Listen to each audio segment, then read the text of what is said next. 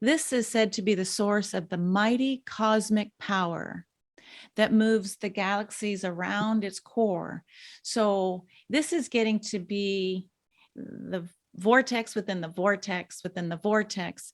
It is called M for Messier 87, or sometimes it's called astronomically the letters Z as in zebra, S as in Sam.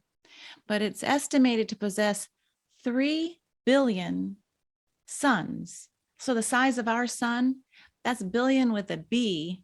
You think about Mandelbrot's fractal image. It can go very small and then it can expand.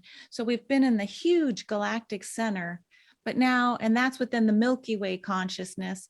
Now we're going into a super galactic center that if you listen to astrologer Pam Gregory, she's tracking the super galactic as well.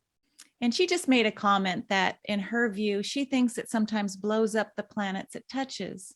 So we hold that as far as transformational energy, not to fear, but just to go, what is it that we can learn every time we find a super massive black hole? But we're talking at least 30, I think Philip Sedgwick calls out 33 galaxies, including the Milky Way. So imagine this idea of a huge spiral vortex of the center being a super galactic center. And the themes that this entity carries is how to balance life and death, rebirth and evolution.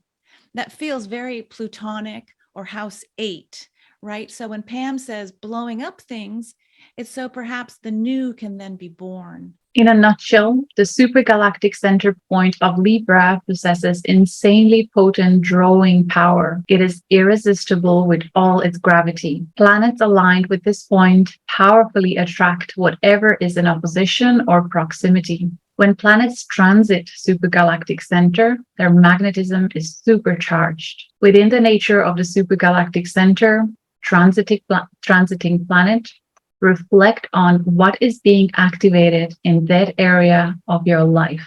And it's actually interesting now because we have Sun moving through early Libra as of now, right? And also Venus and Mercury are kind of following, kind of transiting this early Libra. So reflect on the life area where early Libra is for you in your chart. Were you receiving more energy, activations, invitation kind of from within for you to focus on that area more, and also look at what's in opposition on the other side in Aries. And it's interesting, now we'll have Aries full moon. So really we are collectively experiencing this polarity between your needs and other people's needs, and somehow making sure that you are getting better and better at mastering, balancing this dichotomy in relationships and finding a way to maintain harmony through wisdom of your being, as you learned the hard way previously. So many lifetimes, especially people with Aries South nodes, they've had lifetimes of warrior and leaders, leading masses to all kinds of faiths. And now in this incarnation, they all seem to be guided to making a better choice and knowing better. So I think it's really interesting, as many people in the collective will be activated, especially in around this time, to master relationships within your own being, but also with others. That galactic message of, the old, needs to kind of die so that the new can come through.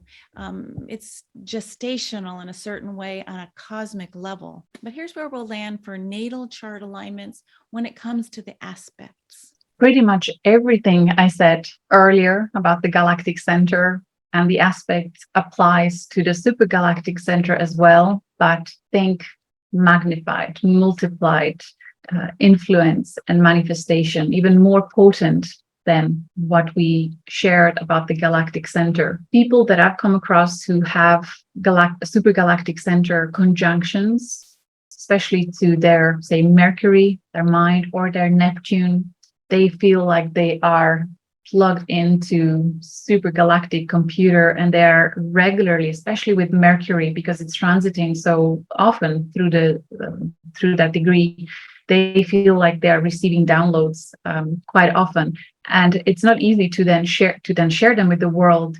I believe it is Philip Sedgwick, as you mentioned his name earlier, who studies these major galactic points. He noticed that anyone who receives downloads of higher information from these cosmic points, when they decide to share them at the point when they receive it, say within a day or two, you actually talk to someone about what you've just realized, something cosmic, the person that receives it usually will not get it really. They will, again, just crickets, and they'll go and get a cup of tea and think about something else.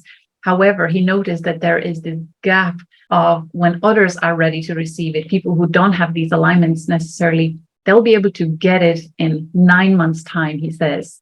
9 to 12 months' time, leg time for since you received the download and when others will receive it and get it. So he suggests that if you have these major alignments, whenever you get these downloads and you decide to share them, also write them down, because people who will get them in 9 or 12 months' time, they will think that they received it, and you'll say, oh, I said that 9 months ago, and I'll be like, no, you didn't.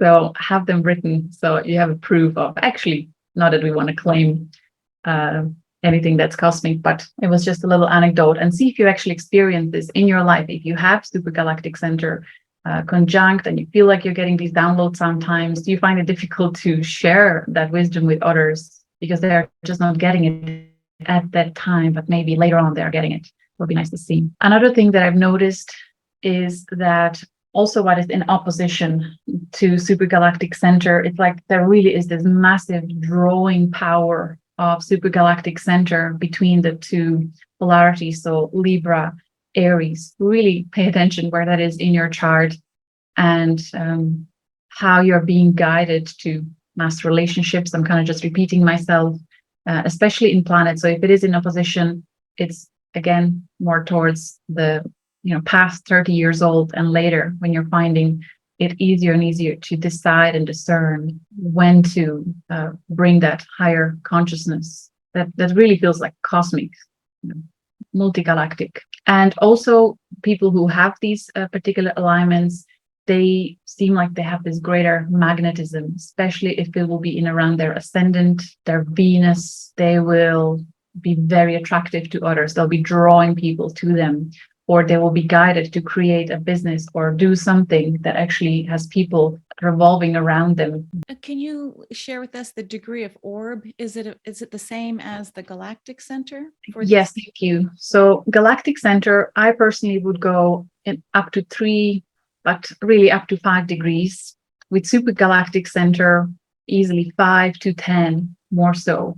But many astrologers choose, even for Galactic Center, to go up to 10 degrees. So it's really a matter of personal preference. I kind of go intuitively whether it is relevant to mention it or focus on it in someone's chart. So for Super Galactic, definitely at least 5, up to 5 degrees of orb, certainly up to 10, easily. That influence will be there. And remember, like the influence is there exponentially, but it gets stronger and stronger the closer the degree is.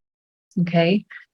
I will just calculate the points for each of these aspects for you. So for conjunction, it's in around 2 degrees of Libra. For opposition, it's in around 2 degrees of Aries. Look where that is in your chart. For trine, it will be 4 signs from Libra. We have, look where early degrees of Gemini is. And this is where you will have that innate ability to bring higher wisdom into your life, even though someone could say, early Gemini or Gemini, there could be flakiness or whatnot. However, very early, that 0, 1, 2 degrees of Gemini and even late degrees of Taurus can actually, from what I'm seeing, they can be quite wise in terms of navigating interpersonal relationships. Look, early Gemini and early Aquarius. For sextiles, we count 2 signs up and down from Libra. So look where early Leo is for you